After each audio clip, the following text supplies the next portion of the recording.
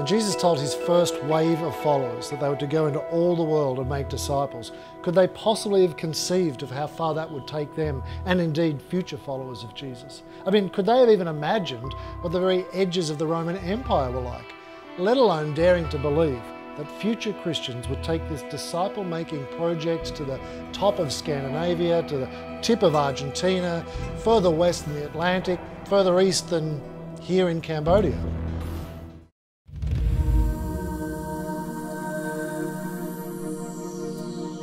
As Australian Baptists, mission is part of our DNA and a heritage that we can be proud of. From the highlands of Papua New Guinea to the coastal towns of then Irian Jaya, to the teeming cities of India, the rice paddies of Bangladesh, the plains of Africa and other places, we've been sending and sending and sending, praying, giving and supporting, and seeing God move in amazing ways.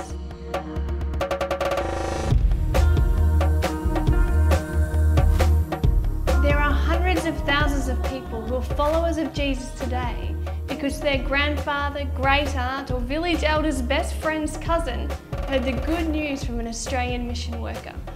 Stories are told, dramas are reenacted and celebrations are held, remembering when the gospel was shared for the very first time and the lives of whole communities of people were transformed.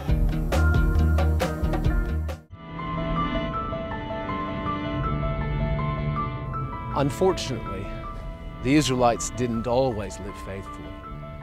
They often lost sight of who they were called to be, and instead of being an influence to the nations, were influenced by them. Despite this, God was relentless. His intention, his purpose, his perseverance remained unshaken. He continually called his people back to faithful living in order that they might be an example to the nations of what a true restored relationship with the Creator looked like. Now this idea was revolutionary. At the time, most people believed that the Great Commission was only given to the apostles. Therefore, sharing Jesus with others was no concern of theirs. So when Carey presented his ideas to a group of ministers, he was quickly shut down. Their actual response was, when God pleases to convert the heathen, he will do it without any help from us. But Carey refused to be silenced. If anything, it stirred him up even more. He managed to convince some of them to take cross-cultural mission seriously, give generously out of the little finances that they had, and form the first ever Baptist Mission Society. As well as being the least reached with the gospel, though, these groups are home to the poorest of the poor, people living in deep poverty and who have the lowest quality of life. Most struggle with their economic hardship, limited education, poor health and sanitation, and short life expectancy.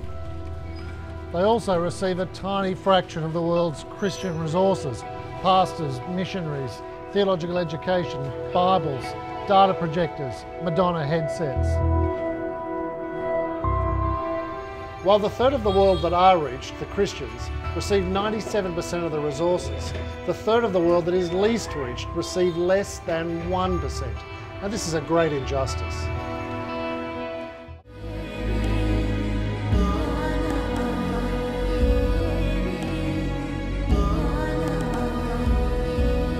The story of mission, laid out for us in the Bible, demonstrated by ordinary Christians throughout history, and lived out by cross-cultural workers right now, must continue to be told. What began in a small, intimate room with Jesus and a ragtag group of followers continues to be our mandate today.